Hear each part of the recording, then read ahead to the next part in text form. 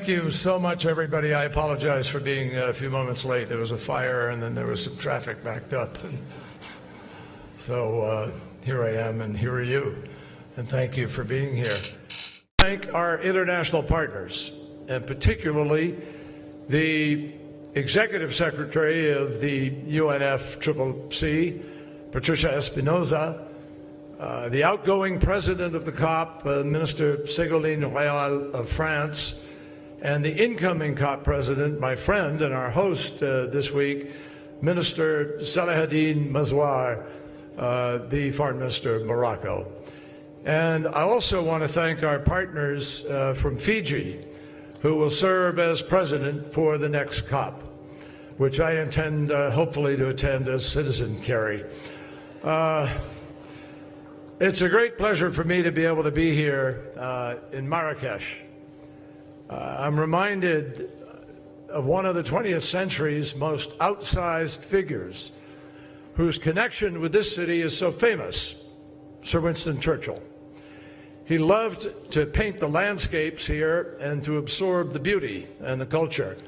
And in fact, at the very height of World War II, as he and President Franklin Roosevelt and Allied leaders gathered in Casablanca to plan the strategy for the European theater, Churchill was absolutely stunned to learn that Roosevelt had never been to this part of Morocco.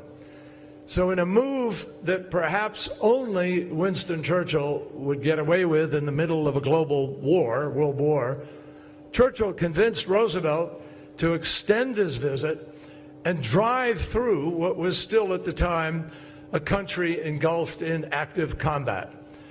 So after several hours on the loose, and because we're talking about Winston Churchill, plenty of scotch, the two leaders arrived in Marrakech in time to see the sunset on the Atlas Mountains. And Churchill said it was the loveliest view on earth. So I think it's fitting, therefore, that almost 3/4 of a century later, friends and allies meet again in Marrakech in order to undertake a very important discussion, the discussion about the natural world that surrounds us and the importance of preserving it for generations to come. As Jonathan mentioned, climate change is deeply personal to me, but it's personal to everyone in this room. I know that. And we obviously want it to be just as personal for everyone in every room: men, women, children, business people, consumers, parents, teachers, students, grandparents. Wherever we live, whatever our calling, whatever our background must be, this is an imperative. Now, I know the danger of preaching to the choir. And obviously, all of us here are the proverbial choir. But I'm actually grateful for that, because here at the 22nd COP, no one can deny the remarkable progress that we have made, progress that actually was pretty hard to imagine even a few years ago. The global community is more united than ever, not just in accepting the challenge, but in confronting it with real action, in making a difference. And no one should doubt the overwhelming majority of the citizens of the United States who know climate change is happening and who are determined to keep our commitments that were made in Paris.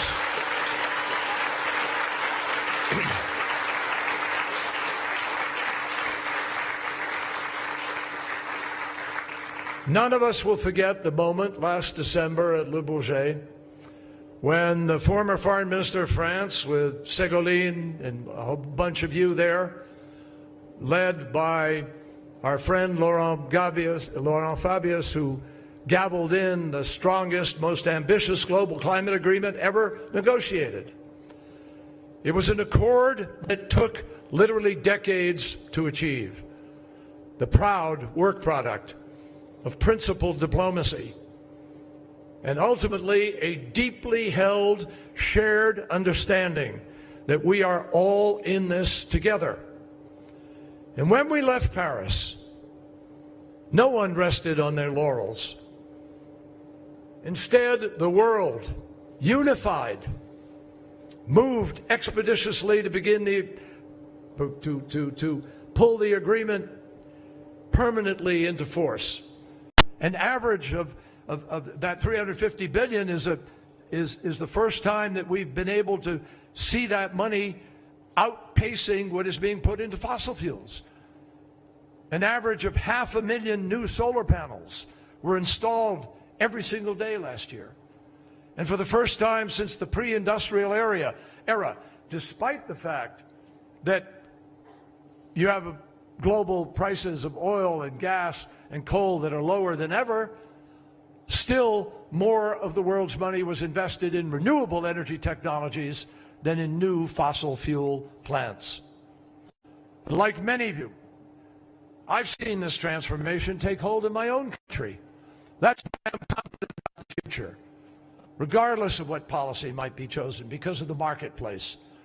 I've met with leaders and innovators in the energy industry all across our nation, and I am excited about the path on. America's wind generation has tripled since 2000. It's over. And the reason both of those will continue is that the marketplace will dictate that, not the government.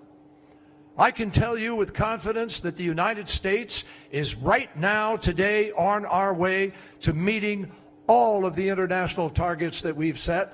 And because of the market decisions that are being made, I do not believe that that can or will be reversed. Now,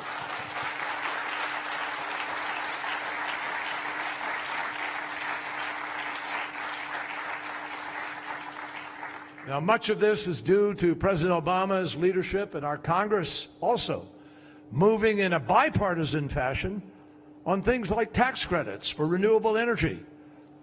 This leadership has helped to inspire targeted investment from the private sector. Today, our emissions are being driven down because market-based forces are taking hold all over the world, and that's what we said we would do in Paris. None of us pretended that in Paris the agreement itself was going to achieve 2 degrees. What we knew is we were sending that critical message to the marketplace. And businesses have responded, as I just described. Most business people have come to understand investing in clean energy simply makes good economic sense. You can make money, you can do good and do well at the same time. Now, significantly, the renewable energy boom isn't limited to industrialized countries, and that's important to note. In fact, emerging economies like China, India, and Brazil invested even more in renewable technologies last year than the developed world. China alone invested more than $100 billion. Ultimately, clean energy is expected to be a multi-trillion-dollar market, the largest market the world has ever known. And no nation will do well if it sits on the sidelines, handicapping its new businesses from reaping the benefits of the clean tech explosion. My friends, we are in the midst of a global renewable energy surge. And as a result, in many places, clean energy has already reached cost parity with fossil fuels. Millions around the world are currently employed by the renewable energy industry.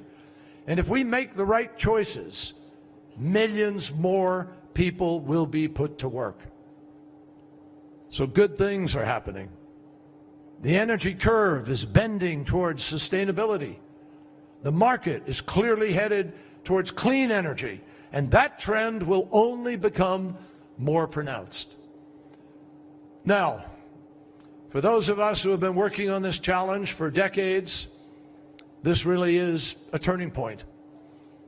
It is a cause for optimism, notwithstanding what you see in different countries with respect to politics and change. In no uncertain terms, the question now is not whether we will transition to energy economy, to a clean energy economy. That we've already begun to do. The question now is whether or not we are going to have the will to get this job done. That's the question now. Whether we will make the transition in time to be able to do what we have to do to prevent catastrophic damage. Ladies and gentlemen, I'm not a Cassandra, you can tell from what I've said, but I'm a realist. Time is not on our side. The world is already changing at an increasingly alarming rate with increasingly alarming consequences. The last time that Morocco hosted the COP was in 2001. And the intervening 15 years have been among the 16 hottest years in recorded history. 2016 is going to be the warmest year of all. Every month so far has broken a record. And this year will contribute its record-breaking heat to the hottest decade in recorded history, which was, by the way, preceded by the second hottest decade, which was preceded by the third hottest decade. At some point, even the strongest skeptic has to acknowledge that something disturbing is happening. We have seen record-breaking droughts everywhere, from India to Brazil to the west coast of the United States. Storms that used to happen once every 500 years are becoming relatively normal. In recent years, an average of 22.5 million people have been displaced by extreme weather events annually. We never saw that in the 20th century. Communities in island states like Fiji have already been forced to take steps to relocate permanently because the places they have called home for generations are now uninhabitable. And there are many, many more who know it's only a matter of time before rising oceans begin to inundate their cities. I know this is a lot for anyone to process. Hard to process. That's why I have found that whenever possible, the best way to try to understand and to see whether people are pushing the envelope of thinking on this or not is to see for oneself what is happening. That's why this summer I went to Greenland to visit the incredible Jakobshavn Glacier. Scientists pointed out to me the lines, many meters above the water today, that mark the glacier's retreat, which it has done more in the past 15 years than it did in the entire previous century. And while I was there, I boarded a Danish naval vessel and I traveled through the ice fjord. I saw the massive ice chunks that had just broken off from the glacier to melt inexorably into the sea. And because they come off Greenland, which is on rock, every bit of that ice contributes to the rise of the ocean. Since the 1990s, the painful pace of that melting has nearly tripled. Every day, 86 million metric tons of ice makes its way down that fjord into the ocean. And the total flow that comes off that glacier in a single year is enough water to meet the needs of New York City for 2 decades. But experts in Greenland and elsewhere have always warned me, and they warned me on this trip this summer. If you really want to understand what's happening and what the threat is, go to Antarctica. Nowhere on the planet are the stakes as high as they are on the opposite end of the globe. For half a century, climate scientists have believed the West Antarctic ice sheet is a sword of Damocles hanging over our entire way of life. Should it break apart and melt into the sea, it alone could raise global sea levels by 4 to 5 meters. And the scientists down there described to me how the pressure of the ice and the weight of the ice pushes the entire continent down so that it's grounded on the base of Earth's crust and rock. But that allows warmer seawater to creep in under the glacier and speed up the process of the melting and destabilize the glacier. Antarctica contains ice sheets that are in some places on the East Antarctica ice sheet 3 miles deep. And if all that ice were somehow able to melt away completely because we are irresponsible about climate change, in the coming centuries, sea level would rise somewhere over 100 to 200 feet. That's why I flew last week to McMurdo Station in Antarctica, to meet with our scientists and to understand better what is taking place. I flew by helicopter over the West Antarctic ice sheet. I walked out onto the Ross Sea ice shelf, and I talked with the scientists who are on the front lines. Not people involved in day-to-day politics, but people who are making scientific judgment and doing extensive research. And they were crystal clear. The more they learn, the more alarmed they become about the speed with which these changes are happening. A scientist from New Zealand named Gavin Dunbar described what they're seeing there as the, quote, canary in the coal mine, and warned that some thresholds, if we cross them, cannot be reversed. In other words, we can't wait too long to translate the science that we have today into the policies that are necessary to address this challenge. These scientists urged me to remind my own government and governments around the world and everyone here that what we do right now, today, matters. Because if we don't go far enough and if we don't go fast enough, the damage we inflict could take centuries to undo, if it can be undone at all. I underscore today, we don't get a second chance. The consequences of failure would in most cases be irreversible. And if we lose this moment for action, there's no speech decades from now that will put these massive ice sheets back together.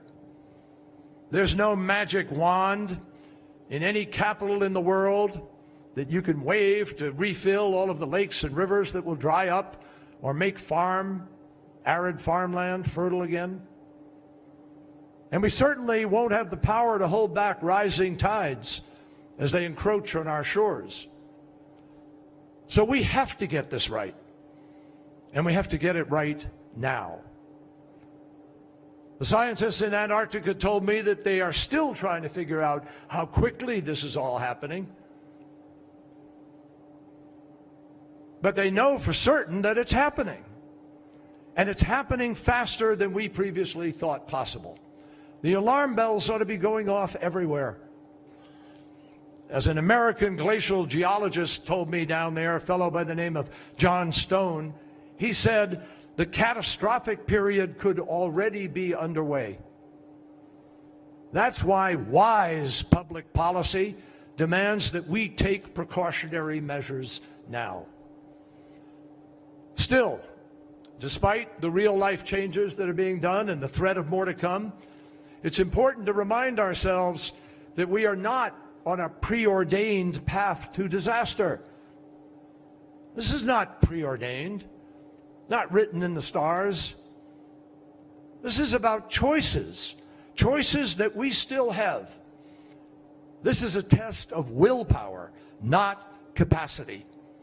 It's within our power to put the planet back on a better track. But doing that requires holding ourselves accountable to the hard truth. It requires holding ourselves accountable to facts, not opinion, to science, not theories that haven't been proven and can't be proven. And certainly not to political bromides and slogans. For all the progress that we are making, at the current pace, we will not meet our goal. I said that earlier. We knew in Paris that what we were doing was trying to start down a road, but we also knew it doesn't get us to the end of the journey. Yes, renewables make up more than half of all the new electricity installation last year. That's progress. But the reality is, because of the existing energy infrastructure already in place, that new energy only generated a little more than 10% of the world's total energy. That is nowhere near what we need in order to achieve our goals.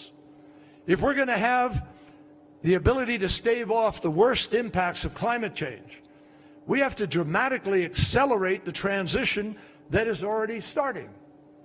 We need to get to a point where clean sources are generating most of the world's energy, and we need to get there fast. Certainly, experts tell us by the middle of this century, we have to get there. Now, I've said many times, and I'll say it again today, it is not going to be governments alone, or even principally, that solve the climate challenge. The private sector is the most important player. And already we are seeing real solutions coming from entrepreneurs and academia. It's going to be innovators, workers, and business leaders, many of whom have been hammering away at this challenge for years, who are going to continue to create the technological advances that forever revolutionize the way that we power our world. But, make no mistake, government leadership is absolutely essential.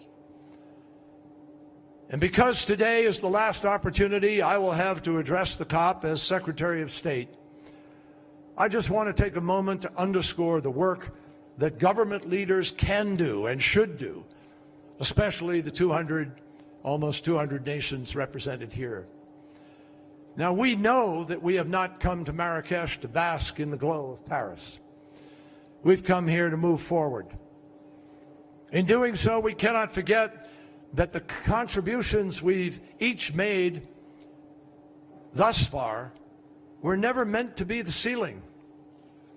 They're a foundation on which we expect to build. And unless our nations voluntarily ratchet up our ambition, and unless we continue to put sustained pressure on one another to act wisely, we will have difficulty meeting the current mitigation needs, let alone holding temperature increases at 2 degrees warming, which science tells us is a tipping point. And if we fall short, it will be the single greatest instance in modern history of a generation in a time of crisis abdicating responsibility for the future. And it won't just be a policy failure. Because of the nature of this challenge, it will be a moral failure, a betrayal of devastating consequence. Now, I know that's not what any of us here signed up for. As Pope Francis said, we received this world as an inheritance from past generations, but also as a loan from future generations to whom we will have to return it. Now, I fully recognize the challenges that a number of countries face because they have a big population, they have a growing economy, they have a lot of people in poverty, they're determined to maintain stability and pull those people into the economy. And of course, they're concerned about stability. We all are. Access to affordable energy is a key part of providing that stability. And the dirtiest sources of energy are, unfortunately, some of the cheapest. But I emphasize this, only in the short term. In the long term, it's an entirely different story, folks.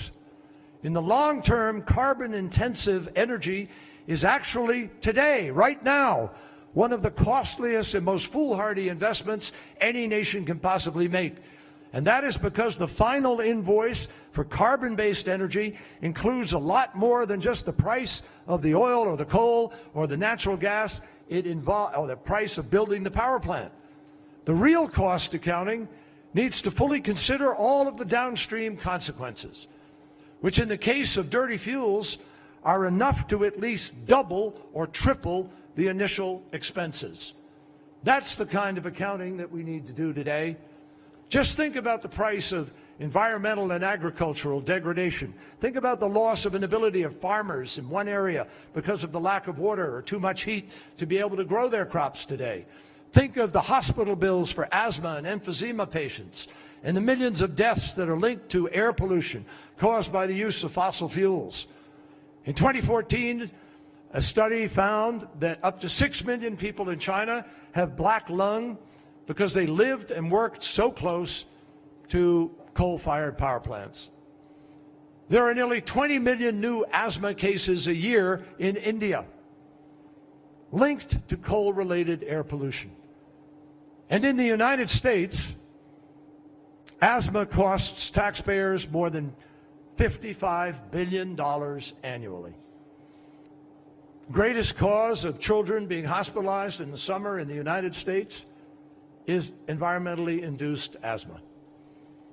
These are real costs, and they need to be added to the tally. We also have to include the price tag of rebuilding after devastating storms and flooding. Just in the first 3 quarters of this year alone, extreme weather events have cost the United States, have cost American taxpayers $27 billion in damage. In August alone, Louisiana experienced flooding that resulted in roughly $10 billion worth of damage. So none of us can afford to be oblivious to these expenses. And these initial costs are in reality just a glimpse of what the future could hold in store for us if we fail to respond. Just imagine sea barriers that have to be built.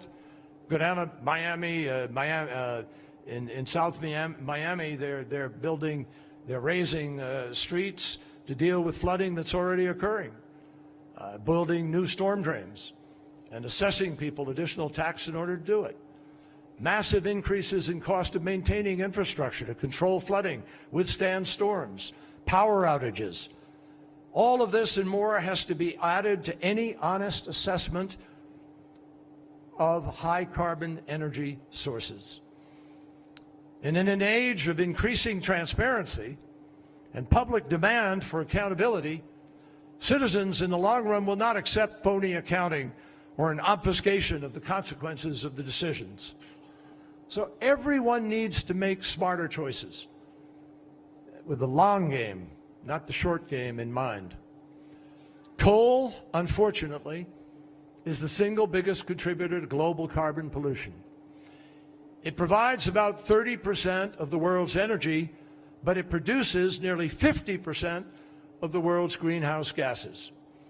The unprecedented investments that we are now seeing in clean energy will mean very, very little if, at the same time, new coal-fired plants without carbon capture are coming online and at a rate dumping into the atmosphere more and more of the very pollution that we're all working so hard to reduce.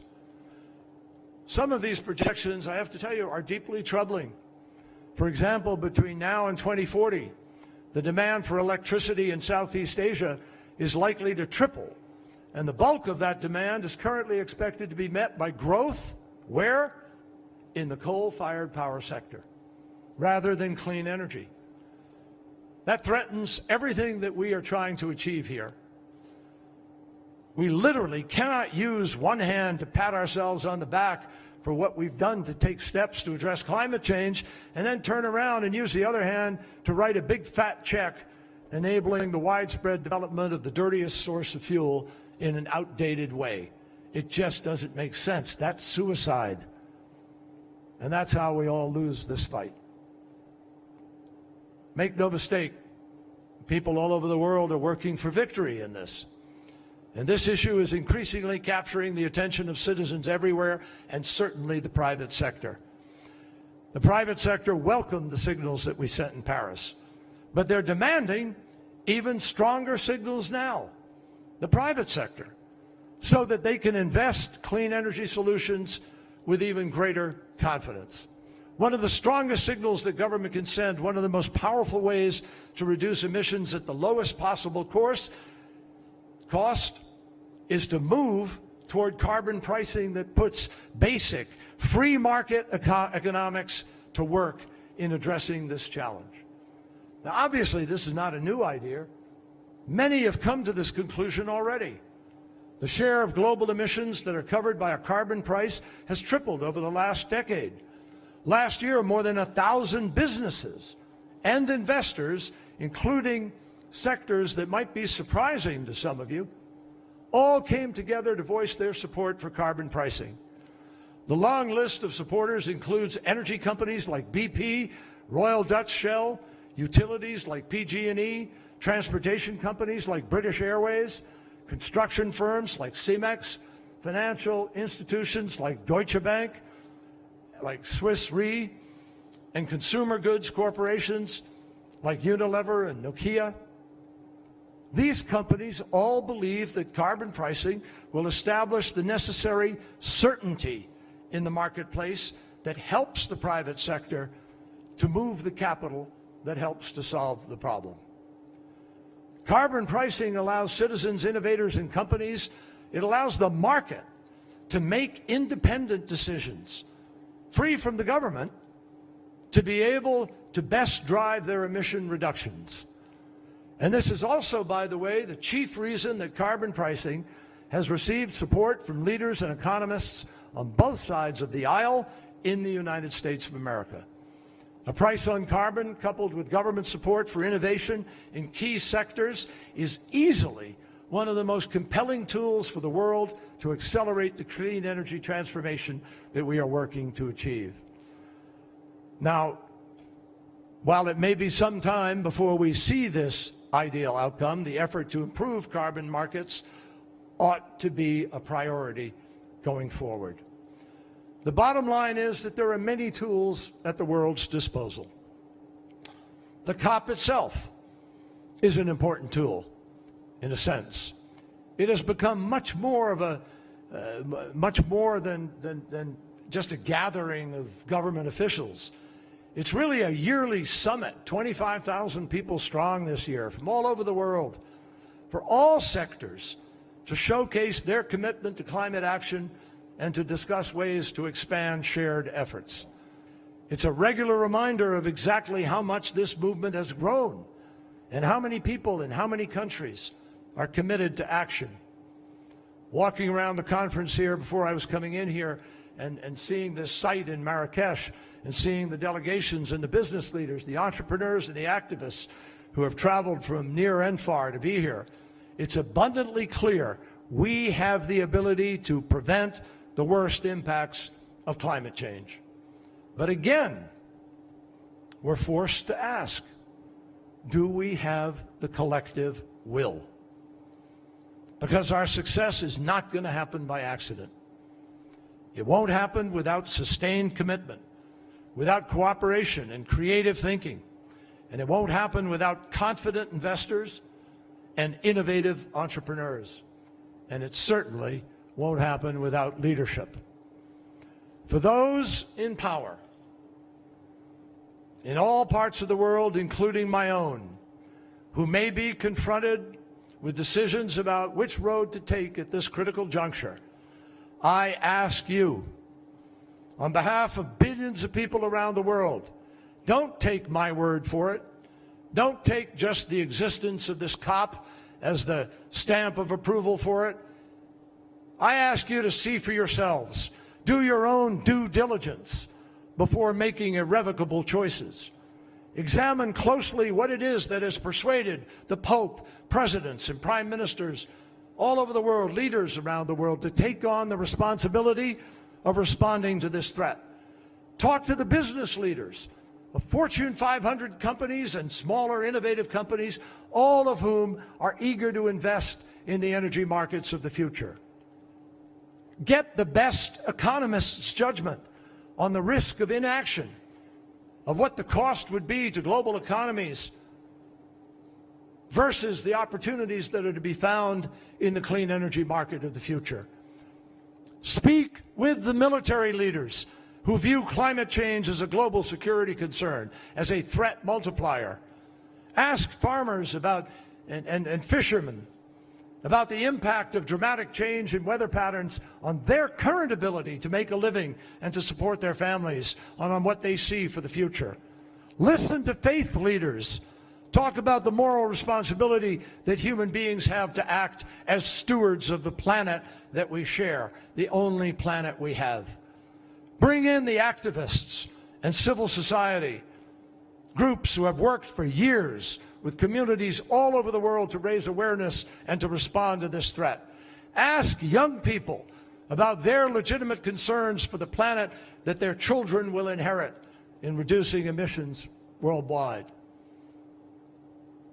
And above all, consult with the scientists who have dedicated their entire lives to expanding our understanding of this challenge, and whose work will be in vain unless we sound the alarm loud enough for everyone to hear. No one has a right to make decisions that affect billions of people based on solely ideology or without proper input. Anyone who has these conversations, who takes the time to learn from these experts, who gets the full picture of what we're facing, I believe they can only come to one legitimate decision, and that is to act boldly on climate change and encourage others to do the same. Now, I want to acknowledge that since this COP started, obviously an election took place in my country. And I know it has left some here and elsewhere feeling uncertain about the future. I obviously understand that uncertainty. And while I can't stand here and speculate about what policies our President-elect will pursue, I will tell you this: in the time that I have spent in public life, one of the things I have learned is that some issues look a little bit different when you're actually in office compared to when you're on the campaign trail. And the truth is that climate change shouldn't be a partisan issue in the first place. It isn't a partisan issue for our military leaders at the Pentagon, who call climate change a threat multiplier. It isn't a partisan issue for those military leaders because of the way that climate change exacerbates conflicts all over the world and who view it as a threat to military readiness at their bases and could suffer the consequences of rising seas and stronger storms. It isn't a partisan issue for our intelligence community, who just this year released a report detailing the implications of climate change for U.S. national security, threats to the stability of fragile nations, heightened social and political tensions, rising food prices, increased risks to human health, and more. It isn't a partisan issue for mayors from New Orleans to Miami who are already working hard to manage sunny day floods and stronger storm surges caused by climate change. It isn't partisan for liberal and conservative business leaders alike who are investing unprecedented amounts of money into renewables, voluntarily committing to reduce their own emissions, and even holding their supply chains accountable to their overall carbon footprint. And there's nothing partisan about climate change for the world's scientists, who are near unanimous in their conclusion that climate change is real, it is happening, human beings for the most part are causing it, and we will have increasing catastrophic impacts on our way of life if we don't take the dramatic steps necessary to reduce the carbon footprint of our civilization. Now, whether we're able to meet this moment is a big test, probably as big a test of courage and vision as you'll ever find. Every nation has a responsibility to do its part if we're going to pass that test. And only those nations who step up and respond to this threat can legitimately lay claim to a mantle of global leadership. That's a fact. More than his love of Marrakech, Winston Churchill was known for his hard-nosed insight and the way that he expressed it. He once argued tellingly, "It's not always enough that we do our best. Sometimes we have to do what is required." We know today what is required. And with all of the real-world evidence, with all of the peer-reviewed science, with all of the plain, just old common sense, there isn't anyone who can credibly argue otherwise. So we have to continue this fight, my friends. We have to continue to defy expectations. We have to continue to accelerate the global transition to a clean energy economy. And we have to continue to hold one another accountable for the choices that our nations makes. Earlier this year on Earth Day, I had the great privilege of signing the Paris Agreement on behalf of President Obama and the United States. It was a special day. And because my daughter lives in New York, I invited her to join me at the UN. She surprised me by bringing my 2-year-old granddaughter, Isabel, along as well. And that morning, I've been thinking about the history that had brought us to that day. I thought about the first Earth Day in 1970 that I mentioned earlier, when I joined with millions of Americans and teach-ins to educate the public about the environmental challenges we faced. I thought about the first UN climate conference in Rio, which is actually where I met my wife, Teresa. And I thought of the urgency that we all felt way back then in 1992. And of course, I thought about that December night at Le Bourget, when it seemed for the first time that the world had finally found the path forward. But as I sat and I played with my granddaughter, waiting for my turn to go out and sign the agreement, I thought not of the past, but I thought of the future, her future, the world her children would one day inherit. And when it was time for me to go up on that stage, I scooped her up and I brought her out with me. I wanted to share that moment with her, and I'll never forget it. But to my surprise, people responded to her presence that day. And since then, so many people have said to me, they've conveyed to me how that moment conveyed something special and moved them. They told me they thought of their own children, their own grandchildren. They thought of the future. They were reminded of the stakes. Ladies and gentlemen, here in Marrakech, in the next hours, let us make clear to the world that we will always remember the stakes. Let us stand firm in support of the goals that we set in Paris and recommit ourselves to double our efforts to meet them. Let us say that when it comes to climate change, we will commit not just to doing our best, but as Winston Churchill admonished, we will do what is required. I look forward to working with you in this important work for whatever number of years ahead I have a chance to. Thank you.